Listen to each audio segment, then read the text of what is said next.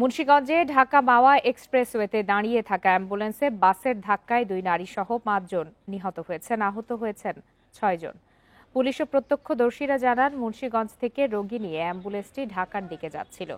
সিরাজদি খানের নিমতলা এলাকায় অ্যাম্বুলেন্সের চাকা বিকল হয়ে যায়। পরে মহাসড়কের পাশে চাকা মেরামত করার সময় গোল্ডেন লাইন পরিবহনের একটি বাস পেছন থেকে ধাক্কা দেয়। এ সময় সড়কের পাশে দাঁড়িয়ে থাকা অ্যাম্বুলেন্সের আরোহীরা চাপা পড়েন। এতে ঘটনাস্থলেই এক নারী নিহত হন।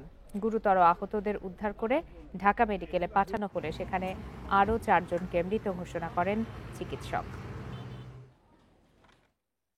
পিছনে বাম চাকা বাসে যাওয়ার পরে অ্যাম্বুলেন্সটা রাস্তার উপর দাঁড়িয়ে থেকে সে যাত্রীগুলোকে পিছনে নামায় দেওয়ার পরে সে গাড়ি চাকা চেঞ্জ লাগে। চেঞ্জ করার সময় পিছন দিক থেকে সে গোল্ডেন লাইন বাস এসে তাকে ধাক্কা দেয়। এ বিষয়ে বিস্তারিত জানাতে মুন্সিগঞ্জ থেকে এই মুহূর্তে যোগ দিয়েছেন সহকর্মী জিতু রায়।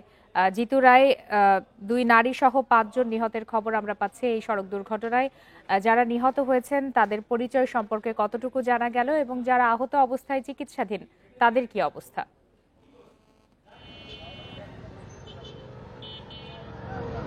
দেখুন, যারা নিহত হয়েছেন তাদের পরিচয় পুলিশ এবং ফায়ার সার্ভিস এখন পর্যন্ত নিশ্চিত করতে পারেনি, কেননা যে অ্যাম্বুলেন্সটিতে দাঁড়িয়ে থাকা অ্যাম্বুলেন্সটি যে চাকা পরিবর্তন করেছিলেন ঢাকা মাওয়া এক্সপ্রেসওয়ে নিমতলিতে, সেই অবস্থানটাতে গরমের কারণে চাকাটি নষ্ট হয়ে যায়। তার পরবর্তীতেই তারা সেখানে কিন্তু চাকাটিকে পরিবর্তন করার চেষ্টা করছিলেন। আর সেই মাইক্রোবাসটিতে যারা ছিলেন, অ্যাম্বুলেন্সটিতে যারা ছিলেন, সেই অ্যাম্বুলেন্সের আরোহীরা নেমে সামনে দাঁড়িয়েছিলেন। পেছন থেকে দুপুর 1টার দিকে ইউনিক পরিবহনের একটি যাত্রীবাহী বাস সজোরে ধাক্কা দিলে অ্যাম্বুলেন্সটি গিয়ে সেই অ্যাম্বুলেন্সের যে আরোহী যারা সামনে দাঁড়িয়ে অপেক্ষা করছিলেন গাড়িতে উঠবেন বলে, তাদের গায়ে কিন্তু আছড়ে পড়ে এবং তার ফলশ্রুতিতে কিন্তু সেখানেই কিন্তু একেবারে ঘটনাস্থলে একজন নারী কিন্তু নিহত হন। তার পরবর্তীতে পুলিশ এবং ফায়ার সার্ভিস আসার আগে স্থানীয়দের সহযোগিতায় কিন্তু বাকিদেরকে উদ্ধার করে গুরুতর অবস্থায় 5 জনকে কিন্তু ঢাকা মেডিকেলে পাঠানো হয়। তার মধ্য থেকে শিশুসহ আমরা এখন পর্যন্ত যেটি নিশ্চিত হতে পেরেছি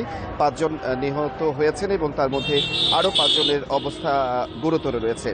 আর এই পরিবারটি একটি পরিবার হওয়ার কারণে বা একাধিক পরিবার কিনা সেটি এখন পর্যন্ত নিশ্চিত নয়, যেহেতু তারা মুন্সিগঞ্জের এই ঘটনাস্থলটি থেকে তারা ঢাকা মেডিকেলে চলে গেছেন এবং তাদের কারো স্বজন কিন্তু সেই ঘটনাস্থলটিতে এখন পর্যন্ত উপস্থিত নেই। তারা কিন্তু তাদের আহত বা নিহতদের সন্ধানে কিন্তু ঢাকামুখী রয়েছেন। জিতু রায়, আপনাকে ধন্যবাদ। আপনি তথ্য সংগ্রহ করতে থাকুন। বাংলাদেশের সীমান্ত সম্পূর্ণ নিরাপদ, ভীতির কোনো কারণ নেই বলে মন্তব্য করেছেন স্বরাষ্ট্র উপদেষ্টা জাহাঙ্গীর আলম চৌধুরী। দুপুরে দিনাজপুরের বিরলে ইরি বোরো ধান কাটার উদ্বোধন অনুষ্ঠান শেষে তিনি সাংবাদিকদের এসব কথা বলেন। উপদেষ্টা বলেন, দেশের জনসংখ্যা বাড়ার বিপরীতে কমে গেছে কৃষি জমি। তবে দেশের কৃষক ও কৃষি বিজ্ঞানীদের কঠোর পরিশ্রমের ফলে উৎপাদন বেড়েছে। কৃষি জমি রক্ষায় নতুন আইনের কথা ভাবা হচ্ছে বলেও জানান তিনি। বলেন, সেচের দাম কমাতে হবে যাতে করে কৃষক ন্যায্য মূল্য পায়।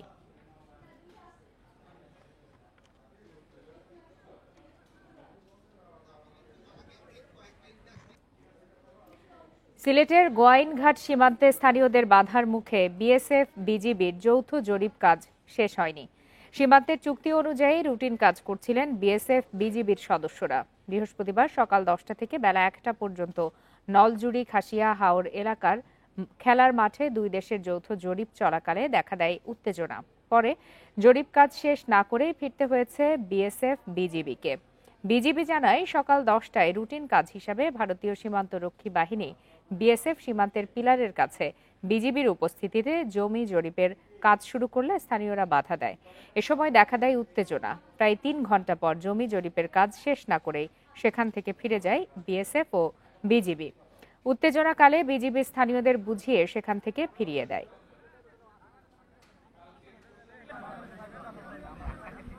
আমাদের যে মাতৃভূমি জায়গা, আমাদের যে জায়গায় খেটেছি, আমরা হাল চাষ করেছি, ছোট থেকে বড় হয়েছে যে জায়গায়, এখনো আমরা এই জায়গায় খেলতেছি। আমাদের জান থাকতেও আমরা এই জায়গায় ছাড় দেব না। এ বিষয়ে সর্বশেষ তথ্য জানাতে এই মুহূর্তে সিলেট থেকে আমাদের সঙ্গে যোগ দিয়েছেন সহকর্মী মঞ্জুর আহমদ। মঞ্জুর আহমদের কাছে সরাসরি চলে যাচ্ছে। মঞ্জুর, যৌথ জরিপের কাজ ভূমি জরিপের যে কাজ, এটি তো রুটিন ওয়ার্ক, তারপরেও কেন স্থানীয়দের বাধার সম্মুখীন হতে হলো? বিজিবির পক্ষ থেকে কি বলা হচ্ছে?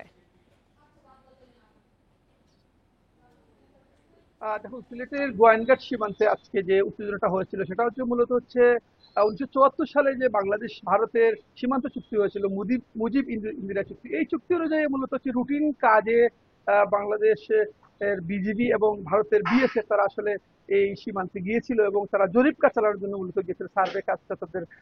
তখন আসলে এলাকাবাসী বাধা দিয়েছে। তারা বলেছে যে এখানে যে 1279 এবং 1280 নম্বর যে প্লেটটা রয়েছে, এই প্লেটের পাশে একটি খেলার মাঠ রয়েছে, দীর্ঘদিন ধরে এটা বাংলাদেশের দখলে রয়েছে এবং এই ভূমিটি অপদখলীয় ভূমি হিসেবে পরিচিত। বিজিবি আমাদের জানিয়েছে যে এই ভারতের সাথে যে সীমান্ত চুক্তি, এই চুক্তি অনুযায়ী এই অংশটি আসলে মূলত ভারতের অংশে পড়েছে এবং ভারত আসলে এই অংশটির দখল নিতে চায়। এ কারণেই তারা মূলত এই সার্ভে কার্যক্রমটা চালাচ্ছে।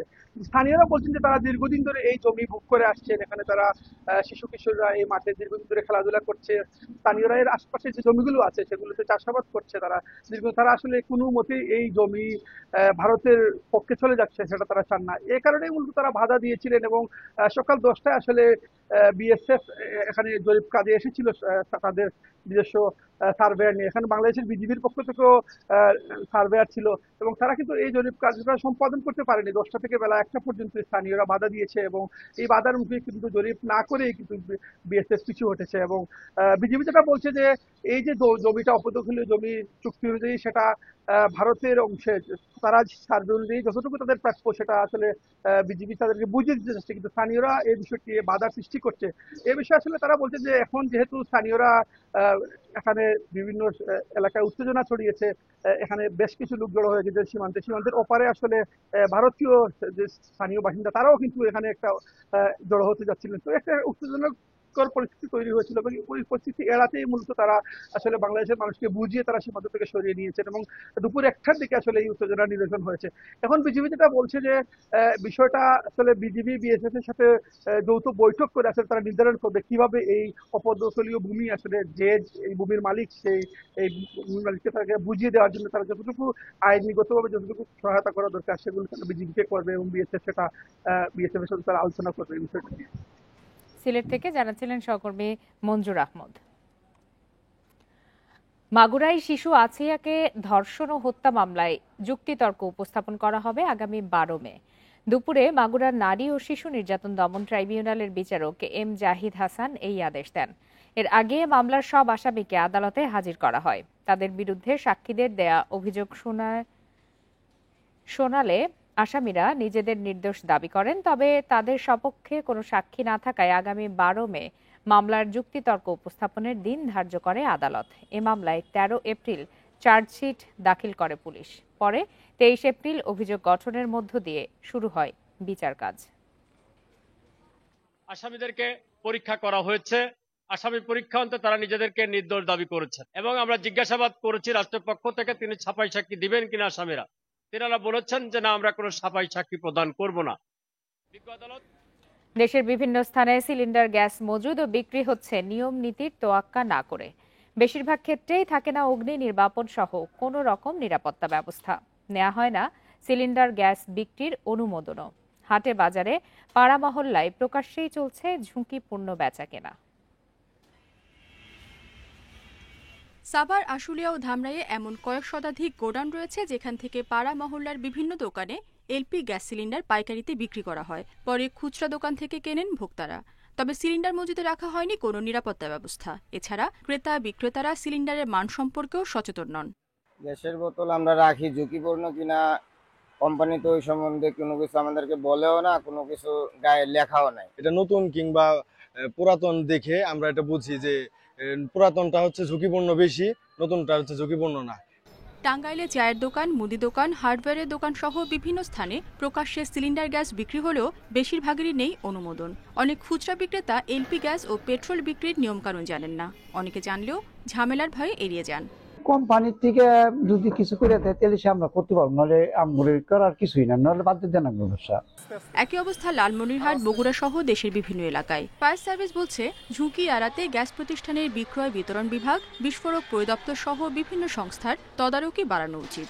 কঠোরভাবে এটাকে মনিটরিং করে না নিয়ে আসা যায় তাহলে হয়তো ভবিষ্যতে এখান থেকে আরও বেশি লোকজনের ঝুঁকির যে দিকটা এটা হয়তো বেড়ে যাবে। তবে অনুমোদনহীন সিলিন্ডার বিক্রি বন্ধে অভিযান চালানোর পাশাপাশি সচেতনতা বাড়াতে নিয়মিত কার্যক্রম চালানোর দাবি প্রশাসনের। ডিলারশিপ থেকে অন্য কোনো জায়গায় বিক্রি করার কোনো ধরনের বৈধ কোনো আইনগত সুযোগ নেই। এর বাইরে কাউকে বিক্রি করতে পেলে আমরা আইনগত ব্যবস্থা নিচ্ছি এবং ভবিষ্যতে নিব। ঝুঁকি এড়াতে আইনের কঠোর প্রয়োগের দাবি সংশ্লিষ্টদের। রেশমি নন্দী, ইন্ডিপেন্ডেন্ট নিউজ। এলপি গ্যাসের পরিবহন মজুদ ও বিক্রিতে অবৈধ ক্রস ফিলিং বন্ধে কঠোর অবস্থান নিয়েছে সরকার। ঝুঁকিপূর্ণ এ কাজে জড়িতদের বিরুদ্ধে ব্যবস্থা নিতে জেলার আইনশৃঙ্খলা বাহিনীকে নির্দেশনা দিয়েছে বিদ্যুৎ, জ্বালানি ও খনিজ মন্ত্রণালয়। তবে এই অবৈধ ব্যবসা বন্ধের জন্য সরকারের নজরদারি বাড়ানোর দিকেই জোর দিচ্ছেন বিশ্লেষকরা। এলপিজি গ্যাস সিলিন্ডারের লিকেজ থেকে আগুন ও বিস্ফোরণে প্রাণনাশ, এমনকি গোটা পরিবার নিশ্চিহ্ন হওয়ার মতো দুর্ঘটনা এখন হরহামেশাই ঘটছে। নিয়ম অনুযায়ী এলপিজি সিলিন্ডার ভরার জন্য উপযুক্ত অবকাঠামো ছাড়াও বিস্ফোরক অধিদপ্তর সহ বেশ কিছু সংস্থার লাইসেন্স এবং নির্দিষ্ট কিছু শর্ত মানা বাধ্যতামূলক।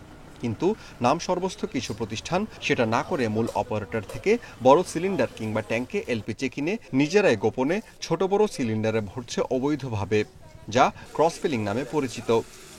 এভাবে এলপিজির অবৈধ ক্রস ফিলিং এখন অসহনীয় মাত্রায় চলে গেছে। একই সঙ্গে বাড়ছে দুর্ঘটনাও, বলছেন ব্যবসায়ীরা। এই ছত্রছায়া থেকে যদি এখান থেকে না বেরোনো যায় তাহলে কিন্তু সরকার ট্যাক্স পাবেন না, সরকার এক্সচেকারে টাকা জমা হবে না। প্লাস একটা সবচেয়ে বড় ভয়াবহ জিনিসটা, সেটা যদি কোনোদিন কোনো দুর্ঘটনা ঘটে তাহলে কিন্তু এটা মানে সেই অঞ্চলে একটা বড় বিপদ ডেকে আনবে।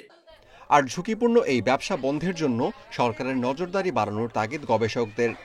এনজিও সেক্টরকে ব্যবহার করে এই জিনিসগুলোর ক্ষেত্রে যে অবৈধ যে সমস্ত কার্যক্রম রয়েছে, যেমন সিএনজি স্টেশন থেকে ভর্তি করা, কেটে বিক্রি করা, এই ধরনের জায়গাগুলো পরিপালনের জন্য সচেতনতা বৃদ্ধি এবং একই সাথে পরিপালনের জায়গাগুলোতে সার্ভিস ডেলিভারি বা এগুলো মনিটরিং এজেন্সি কিছু সৃষ্টি করে এই জিনিসগুলোর ক্ষেত্রে সচেতনতা এবং কার্যক্রমের উন্নতি করা দরকার।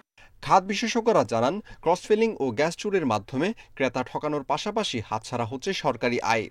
এই নিয়ে এলপিজি অপারেটরদের পক্ষ থেকে গত ফেব্রুয়ারিতে লিখিত অভিযোগ দেওয়ার পর নড়েচড়ে বসে সরকার। Amirul Islam, independent news, Dhaka.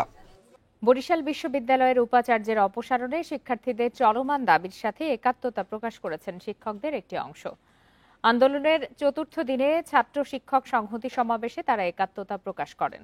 বেলা 11:30টায় প্রশাসনিক ভবনের সামনে অবস্থানে এসব কর্মসূচি ও সমাবেশ করে শিক্ষার্থীরা। পরে আন্দোলনের সাথে একাত্মতা পোষণ করে যোগ দেন বিভিন্ন বিভাগের শিক্ষকরা। একাত্মতা প্রকাশ করে শিক্ষকরা বলেন, শিক্ষার্থীরা দীর্ঘদিন ধরে যৌক্তিক দাবি নিয়ে আন্দোলন করছেন। তাদের দাবির সাথে একাত্মতা প্রকাশ করার কথা জানান তারা। শিক্ষার্থীদের অভিযোগ, বিভিন্ন সময়ে দফায় দফায় দাবি তুললেও কোনো দাবি বাস্তবায়ন হয়নি। তাই যত দ্রুত সময়ের মধ্যে বর্তমান ভিসিকে অপসারণ করে নতুন ভিসি নিয়োগের দাবি তাদের। পরে ক্যাম্পাস থেকে বিক্ষোভ মিছিল বের হয়। মিছিলটি ক্যাম্পাসের সামনের সড়ক ও ক্যাম্পাস পরিদর্শন করে প্রশাসনিক ভবনের সামনে এসে শেষ হয়। শিক্ষার্থীরা এক দফা দাবিতে উপনীত হয়েছে এবং আমাদের এখনকার একটাই দাবি, এই যে ভিসি আছে তাকে অপসারণ করতে হবে। আজকের এই কর্মসূচির মধ্যে দিয়ে আপনাদের জানাইতে চাই যে এই বিশ্ববিদ্যালয়ে থাকার আর কোনো নৈতিক কোনো যোগ্যতা বা নৈতিক কোনো দায়িত্বই নাই। আমাদের শিক্ষকরা আমাদের এই ছাত্রদের যে এক দফা দাবি তার পক্ষে এসে সহমত প্রদান করেছেন। আমরা এখন থেকে আমাদের এই ভিসিকে অবাঞ্ছিত ঘোষণা করেছি। পঞ্চম দিনের মতো একাডেমিক কার্যক্রম বন্ধ রয়েছে খুলনা প্রকৌশল ও প্রযুক্তি বিশ্ববিদ্যালয়ের। ক্লাসে যোগদান নেই শিক্ষকরা।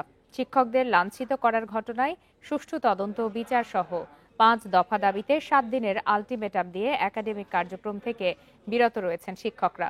এদিকে সংকট নিরসনে নবনিযুক্ত উপাচার্য শিক্ষকদের সঙ্গে সভা করলেও সমস্যার কোনো সমাধান হয়নি।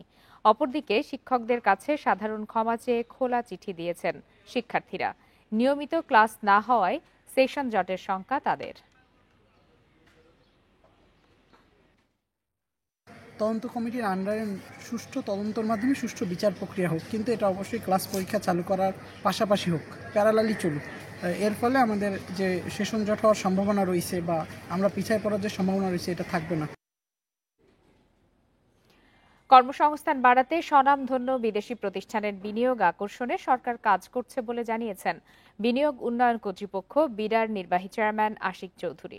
সকালে চট্টগ্রাম বন্দরের লালদিয়াচর ও বে টার্মিনাল প্রকল্প পরিদর্শনের পর সাংবাদিকদের এসব কথা জানান তিনি।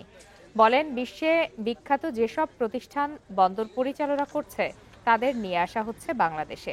লালদিয়াচরে কাজ করবে বিশ্ববিখ্যাত বন্দর অপারেটর নেদারল্যান্ডসের প্রতিষ্ঠান এপিএম টার্মিনাল। প্রতি বছর বাংলাদেশে বিদেশি বিনিয়োগ আসে 6 থেকে 7 মিলিয়ন। সেখানে প্রতিষ্ঠানটি একাই বিনিয়োগ করবে $800 মিলিয়ন। এছাড়া বে টার্মিনালে বিনিয়োগে এগিয়ে এসেছে বিশ্বব্যাংক, দুবাইয়ের DP World, Singapore port authority, PSA. ভবিষ্যতে বাংলাদেশকে গ্লোবাল ফ্যাক্টরিতে পরিণত করতে সরকার কাজ করছে বলেও উল্লেখ করেন তিনি।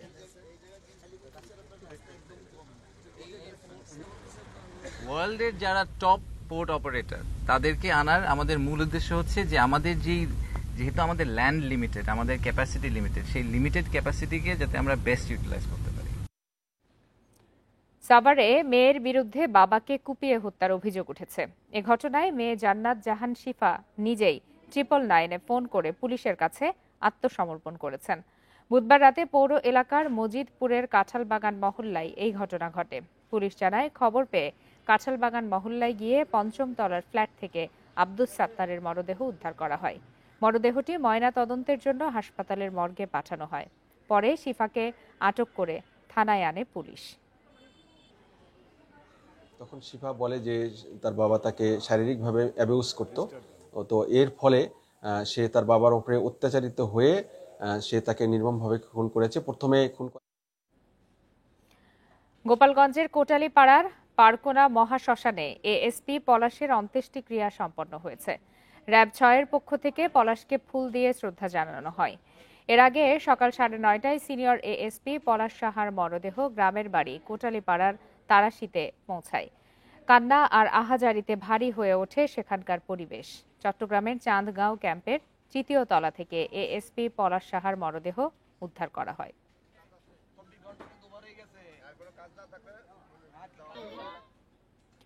ফরিদপুর বিসিক শিল্পনগরীর 40টি প্রতিষ্ঠানের মধ্যে 33টি ডালের মিল।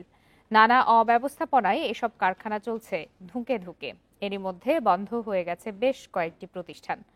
কর্মকর্তাদের দাবি, বন্ধ প্রতিষ্ঠানগুলোর প্লট হস্তান্তর না করায় নতুন উদ্যোক্তার সুযোগ পাচ্ছেন না।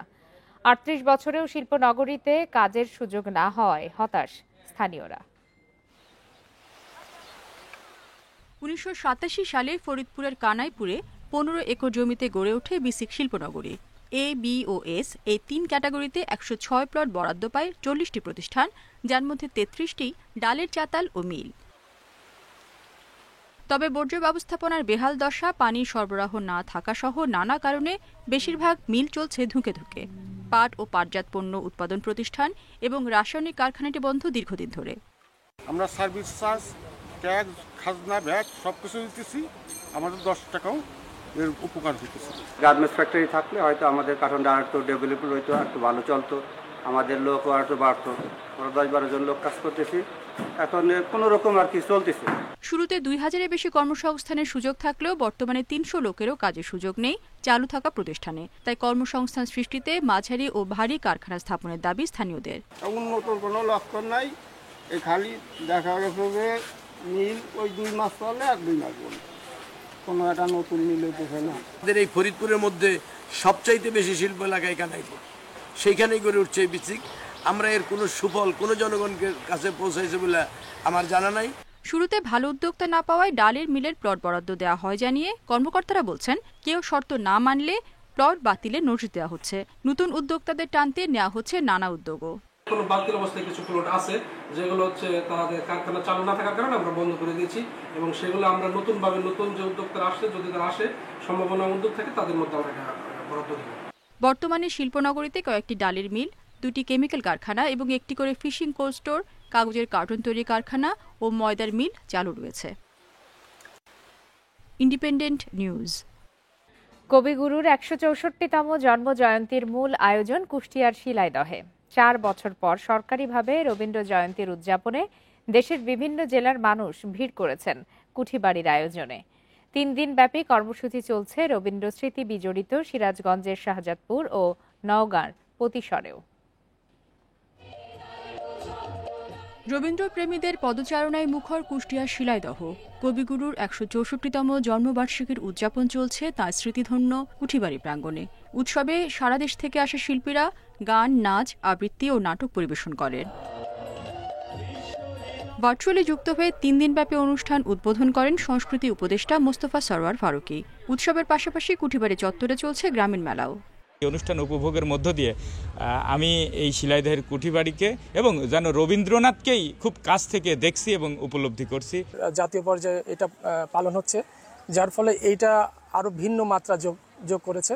উৎসব মুখর পরিবেশে সিরাজগঞ্জের শাহজাদপুরেও চলছে রবীন্দ্র জয়ন্তীর আয়োজন। উপস্থাপন করা হচ্ছে কবিগুরুর সাহিত্যকর্ম। ভক্তদের আশা তার চেতনা ছড়িয়ে পড়ুক নতুন প্রজন্মের মাঝেও। অনেক ভালো লাগছে, আমরা নাচ, গান, আবৃত্তি অনেক কিছুই উপস্থাপনা করছি। প্রতি বছরই শাহজাদপুরের মানুষ রবীন্দ্রপ্রেমী মানুষ, এভাবেই আমরা রবীন্দ্রনাথের জন্ম জয়ন্তীটাকে বড় পরিসরে পালন করে থাকি। এই বছরও সেইভাবেই 3 দিন ব্যাপী আয়োজনমালা করা হয়েছে। নওগাঁর পতিসরেও জমজমাট আয়োজন কবিগুরুর জন্মদিন উদযাপনে। 3 দিনব্যাপী সাংস্কৃতিক অনুষ্ঠান ছাড়াও চলছে গ্রামীণ মেলা। রেশমি নন্দী, ইন্ডিপেন্ডেন্ট নিউজ। রবীন্দ্র জয়ন্তী উদযাপন উপলক্ষে এবার নওগাঁর পতিসর ও সিরাজগঞ্জের শাহজাদপুর থেকে যোগ দিয়েছেন সহকর্মীরা। তাদের কাছ থেকে জানবো এই রবীন্দ্র জয়ন্তী উদযাপনের সর্বশেষ খবরাখবর। শুরুতেই চলে যাচ্ছি পতিসরে, সেখান থেকে আছেন সহকর্মী সাদেকুল ইসলাম। সাদেকুল ইসলাম, 3 দিন ব্যাপী আয়োজনে আজ কি ধরনের আয়োজন চলছে সেখানে এবং জনসমাগম কেমন চোখে পড়ছে?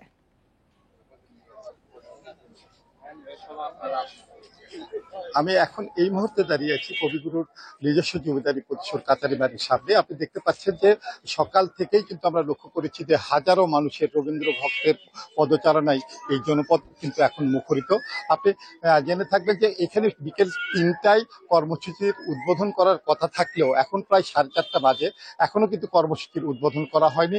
প্রখর রৌদ্র এবং ভাবসা গরমের মধ্যে এখানে যারা রবীন্দ্র ভক্ত এবং বিভিন্ন স্থান থেকে দর্শনার্থীরা এসেছেন তারা গরমে কিন্তু প্রচন্ড কষ্ট পেলেও শুধুমাত্র অনুষ্ঠানের জন্য, এই অনুষ্ঠানের নাচ, গান, আবৃত্তি, গ্রামীণ যে রবীন্দ্র মেলা, এগুলো উপভোগ করার জন্য কিন্তু তারা এই কষ্ট সহ্য করছেন। কিন্তু আমরা যেটি লক্ষ্য করেছি যে দর্শনার্থীরা অনেকটা হলেও কিন্তু ক্ষুব্ধ যে যেখানে 3টার সময় দেওয়া আছে সেখানে এখনো 4:30 বাজে, এখন পর্যন্ত আয়োজকরা কেন অনুষ্ঠান শুরু করছে না, এ নিয়ে কিন্তু একটি প্রশ্ন দেখা দিয়েছে জনমনে। আরেকটি তথ্য আপনাকে জানাবো, কথা হয়েছে এত 1.5 ঘন্টার উপরে বিলম্ব হওয়ার কি কারণ? এখানে জমিদারি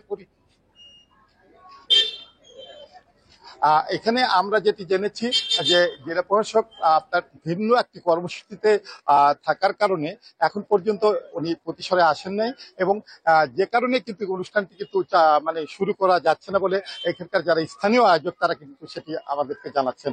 এক তথ্য আপনাকে জানাবো যে এখানে কবিগুরু তার নিজস্ব জমিদারিতে এখানে শুধুমাত্র যে জমিদারি পরিচালনা করেছে এমনটি নন, তিনি কিন্তু এখানকার হতদরিদ্র প্রজাদের উন্নয়নে, আপনার ধরেন এখানকার স্বাস্থ্যসেবার উন্নয়নে, দাতব্য চিকিৎসালয়, এখানকার কৃষি উন্নয়নে, এখানে কৃষি ব্যাংক এবং এখানে আপনার সমবায় ব্যাংক, এছাড়া এখানকার কালের আপনার যে কলেজ নাঙ্গল সেটি কিন্তু নিয়ে এসেছিলেন তার নোবেল প্রাইজের টাকা দিয়ে। এছাড়া তিনি যখন এখান থেকে চলে যান, অর্থাৎ উনি কিন্তু প্রথম এসেছিলেন 1931 সালে, আর 1991 সালে, আর উনি যখন এখান থেকে চলে যান আপনার 1931 সালে, তিনি কিন্তু যাবার প্রাককালে তার যে আপনি আমাদের সাথেই থাকুন একই বিষয়ে জানতে। এবারে চলে যাচ্ছি সিরাজগঞ্জের শাহজাদপুরে, সেখান থেকে আছেন সহকর্মী দিলীপ গৌড়।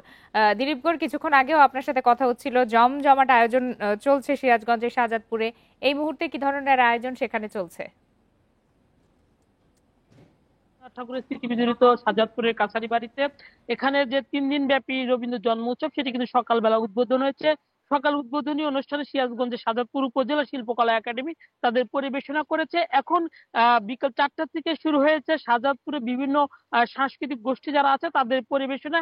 এখন এখানে রবীন্দ্রসঙ্গীত পরিবেশন করছেন, এরপরে আছে গীতি আলেখ্য, এরপরে নৃত্যানুষ্ঠান এবং আবৃত্তি অনুষ্ঠান, এবং সর্বশেষ শাহজাদপুর রবীন্দ্র থিয়েটারের পরিবেশনায় নাটক মঞ্চায়িত হবে কবিগুরু রবীন্দ্রনাথ ঠাকুরের লেখা নাটক।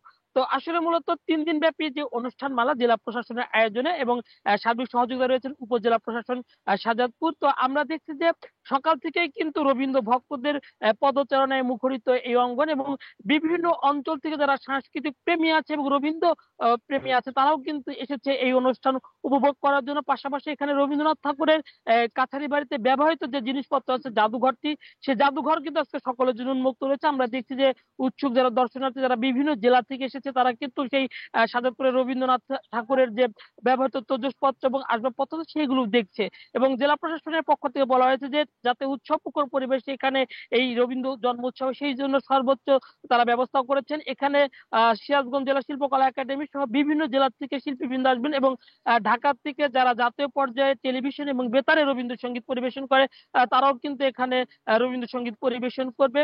এক কথা বলতে গেলে যে পুরা এই শাহজাদপুর এলাকায় কিন্তু একটি উৎসবের আমেজ বিরাজ করছে। কবিগুরু এখানে শাহজাদপুরে এই যে তাল গাছটি পাশে আমি দাঁড়িয়েছি তাল গাছের পাশে দাঁড়িয়ে বসেই কিন্তু অনেক সাহিত্য কর্ম রচনা করেছে এবং তার একটি কিন্তু স্মৃতিফলকে এখানে তৈরি করেছে সপ্তবর্ণ নামে একটি স্কুল। তো আসলে মোট কথা বলতে গেলে প্রথম দিনে যে উৎসবমুখর পরিবেশ সেই উৎসবমুখর পরিবেশ কিন্তু আমরা রবীন্দ্র কাছারি বাড়িতে দেখতে পেরেছি। জানাচ্ছিলেন সহকর্মী দিলীপ গৌর ও সাদিকুল ইসলাম। সরকারি উদ্যোগের অভাবে রবীন্দ্রনাথ ঠাকুরের স্মৃতি বিজড়িত অনেক নিদর্শন অবহেলায় পড়ে আছে। এতে ক্ষোভ জানিয়েছেন রবীন্দ্রপ্রেমীরা। সব স্থাপনা দ্রুত সংরক্ষণের দাবি তাদের। প্রত্নতত্ত্ব অধিদপ্তর জানিয়েছে কবিগুরুর স্মৃতি সংরক্ষণে পদক্ষেপ নেওয়া হয়েছে। খুলনার ফুলতলা ও পিঠাভোগ, কুষ্টিয়ার শিলাইদহ, সিরাজগঞ্জের শাহজাদপুর ও নওগাঁর পতিশরে নিজ কাছারি বাড়িতে রবীন্দ্রনাথ আসেন বেশ কয়েকবার। সাহিত্য চর্চার পাশাপাশি জমিদারি দেখভাল করেছেন। এসব জায়গায় এখনো টিকে রয়েছে কবিগুরু রবীন্দ্রনাথের স্মৃতিবিজড়িত নিদর্শন। সেগুলোর অনেকটাই বেহাত হতে চলেছে, অনেকগুলো পড়ে আছে অযত্নে। অনেক নিদর্শন প্রত্নতত্ত্ব অধিদপ্তরের কাছে হস্তান্তরের চেষ্টাও ব্যর্থ হয়েছে। কিছু গুরুত্বপূর্ণ রবীন্দ্র স্মৃতি আছে যেগুলো আমি বারবার তৎকালীন আর্কিওলজি ডিপার্টমেন্টের আঞ্চলিক পরিচালককে বলা সত্ত্বেও তিনি গুরুত্ব দেননি। 1905 সালে নওগাঁর পতিশরে একটি মাইনর স্কুল প্রতিষ্ঠা করা হয়। ওই স্কুলের একটি কক্ষে ব্যক্তি উদ্যোগে জাদুঘর করা হয়েছে, রাখা হয়েছে রবীন্দ্রনাথের বেশ কিছু নিদর্শন, কিন্তু সবখানেই অবহেলার ছাপ। এগুলো তো হাজার হাজার বছর ধরে সংরক্ষণ করে রাখা উচিত, আমাদের পরে যারা আসবে তাদেরও তো দেখা উচিত। রবীন্দ্রনাথ ঠাকুরের এই স্মৃতিগুলোকে আরো মজবুত করে রাখতে হবে যেন এটি সবার মাঝে চিরস্থায়ী হয়ে থাকতে পারে। কুষ্টিয়াতেও নষ্ট হচ্ছে কবির স্মৃতি বিজড়িত নিদর্শন, তবে প্রত্নতত্ত্ব অধিদপ্তর বলছে সংরক্ষণে নেওয়া হয়েছে নানা উদ্যোগ। এই নিদর্শনগুলো সংগ্রহ করার পাশাপাশি আমরা এখনো চেষ্টা চালিয়ে যাচ্ছি প্রশাসনিকভাবে বা স্থানীয়ভাবে যোগাযোগ করে নিদর্শনগুলো সংগ্রহ করার জন্য, এবং ভবিষ্যতে আরও কোনো নিদর্শন যদি কারো কাছে থেকে থাকে সেগুলো প্রত্নতত্ত্বকে তার স্মৃতিবিজড়িত স্থানগুলোতে প্রদর্শনের জন্য আমাদেরকে দেওয়ার জন্য আহ্বান জানাচ্ছি। 1913 সালে সাহিত্যে নোবেল পুরস্কার পান তিনি। প্রথম নওগাঁর পতিশরে আসেন 1891 সালে। Hasibur Rahman, independent news, Naogaon. প্রায় 1 বছর আগে উদ্বোধনের কথা থাকলেও এখনো আলোর মুখ দেখেনি চট্টগ্রাম চিড়িয়াখানায় বার্ডস পার্ক। স্বৈরাচার পতনের পর নির্মাণ কর্মীদের ওপর কয়েক দফা হামলার জেরে থমকে যায় কাজ। অভিযোগ উঠেছে পার্কটির প্রায় 10 একর জায়গা দখলের চক্রান্ত করছেন প্রভাবশালীরা। এদিকে দখল করা কিছু জায়গা উদ্ধার হয়েছে এবং দ্রুত পার্কটি খুলে দেওয়ার আশ্বাস কর্তৃপক্ষের। চট্টগ্রাম চিড়িয়াখানায় বর্তমানে 66 প্রজাতির 520টি প্রাণী রয়েছে। এর মধ্যে 18টি বাঘ ও 2টি সিংহ। এছাড়া কুমির, জলহস্তী সহ অন্যান্য প্রাণী দেখতে প্রতিদিন ভিড় করেন দর্শনার্থীরা। মোটামুটি এখানে হরিণ, অজগর সাপ, রয়্যাল বেঙ্গল টাইগার দেখা হলো। বাচ্চাদের জন্য অনেক কিছু আছে এখানে, দেখার মতো। চিড়িয়াখানা আসলে বাচ্চাদের জ্ঞানও সমৃদ্ধ বাড়ে। চিড়িয়াখানায় আরও বৈচিত্র্য আনতে কয়েক বছর আগে বার্ডস পার্ক করার উদ্যোগ নেওয়া হয়, যেখানে ফ্ল্যামিঙ্গো, ম্যাকাও, পেলিকেন সহ নানা প্রজাতির পাখি থাকবে। গেল বছরের মে মাসে পার্কটির কাজ শুরু হয়। আগস্টে সবার জন্য খুলে দেওয়ার কথা ছিল, কিন্তু রাজনৈতিক পট পরিবর্তনের পর হামলা চালিয়ে ভেঙে দেয়া হয় সীমানা প্রাচীর। অভিযোগ উঠেছে শত কোটি টাকা মূল্যের 10 একর জমি দখলে নেয়ার চেষ্টা করছে প্রভাবশালীরা। নতুন করে যখন কাজ বাউন্ডারি কাজ চলতেছিল তখন দুষ্কৃতকারীরা কেউ বাধার চেষ্টা করছে। পরে সেখানে আমাদের একজন দুজন লেবার ছিল, তারা একটু আহত হয়েছে। তবে দখলদারদের কবল থেকে বেশ কিছু জায়গা উদ্ধার হয়েছে বলে দাবি জেলা প্রশাসকের। দ্রুত কাজ শেষ করে পার্কটি উন্মুক্ত করার আশ্বাস তার। কিছু দুষ্কৃতকারীরা ভেঙেছিল, এটা দখলে নিয়েছিল। পরবর্তীতে আমরা প্রায় 10-15 দিন আগে এটা পুনরায় দখলে নিয়েছি এবং ওখানে আমাদের একটা রোড হবে আর আমরা একটা বার্ড রিভিয়ার করব। নতুন প্রাণী কিছু আনবো, যেমন হাতি আনবো, জিরাফ আনবো, এরকম আমাদের কিছু প্ল্যান আছে। দর্শনার্থীদের আকর্ষণ বাড়াতে বিদেশ থেকে নানা ধরনের বন্য প্রাণী আনার কাজ চলছে বলে জানিয়েছে কর্তৃপক্ষ। Ahsan Riton, independent news, Chittagong. চুয়াডাঙ্গার ওপর দিয়ে বয়ে যাচ্ছে মৃদু তাপপ্রবাহ। সকাল থেকে সারাদিনই থাকছে তীব্র রোদের তাপ ও গরম। দুপুর 12টায় চুয়াডাঙ্গার সর্বোচ্চ তাপমাত্রা রেকর্ড করা হয় 36.2 ডিগ্রি সেলসিয়াস। প্রচণ্ড গরমে মানুষের স্বাভাবিক জীবনযাত্রা ব্যাহত হচ্ছে। জরুরি প্রয়োজন ছাড়া মানুষ ঘরের বাইরে আসতে পারছেন না। চুয়াডাঙ্গা আবহাওয়া অফিস জানিয়েছে, চলমান পরিস্থিতি অনুযায়ী চুয়াডাঙ্গার তাপমাত্রা মাঝারি তাপপ্রবাহের আওতায় যেতে পারে। আগামী 13 মে পর্যন্ত তাপমাত্রা বেশি থাকবে, তারপর বৃষ্টি হতে পারে। লক্ষ্মীপুরের রায়পুরে স্ত্রীর শরীরে আগুন দিয়ে নিজেও আত্মহত্যার চেষ্টা করেছেন স্বামী নুরুল আলম। পরে দুজনকে দগ্ধ অবস্থায় উদ্ধার করে ঢাকা জাতীয় বার্ন ইনস্টিটিউটে পাঠানো হয়েছে।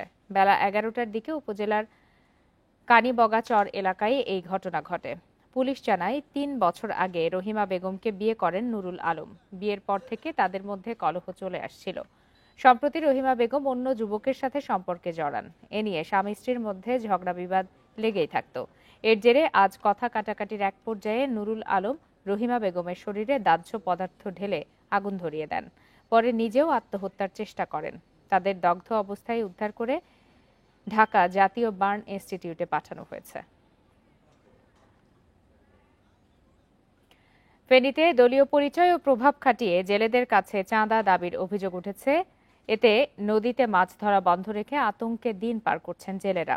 নদীতে জাল ফেলে দীর্ঘদিন ধরে মাছ ধরেন সদর উপজেলার জেলে কালিমিয়া ও তার দল।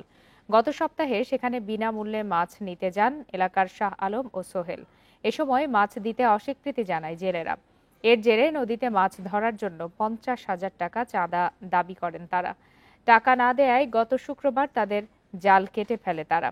রাজনৈতিক দলের নাম ভাঙিয়ে এসব অপরাধীদের শাস্তির দাবি জানিয়েছেন স্থানীয়রা। দোষীদের বিরুদ্ধে আইনানুগ ব্যবস্থা নেওয়ার কথা জানিয়েছে পুলিশ। নাটোর জেলায় নিরাপদ আম ও লিচু আহরণ, সংরক্ষণ ও বাজারজাতকরণ সংক্রান্ত প্রস্তুতি সভা অনুষ্ঠিত হয়েছে। সকাল 10:30টার দিকে নাটোর জেলা প্রশাসকের কার্যালয়ের সম্মেলন কক্ষে এই সভার আয়োজন করেন জেলা কৃষি সম্প্রসারণ অধিদপ্তর। চলতি মৌসুমে নাটোরে 15 মে থেকে আম সংগ্রহ শুরু হবে, চলবে 10 আগস্ট পর্যন্ত।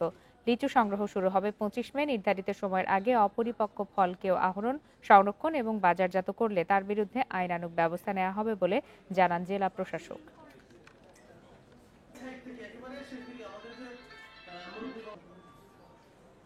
অপরিপক্ক ফল বাজারে আসুক, এটা আমরা চাই না। তাহলে কেন আমরা অপরিপক্ক ফলটা বাজারে নিয়ে আসবো বা মেডিসিন দিয়ে পাকানো ফল আমি খাওয়াবো? আমার হেলথ কন্ডিশন খারাপ হবে। শেষ করছি আজকে সমগ্র বাংলাদেশ আমন্ত্রণ আমাদের পরের আয়োজনে।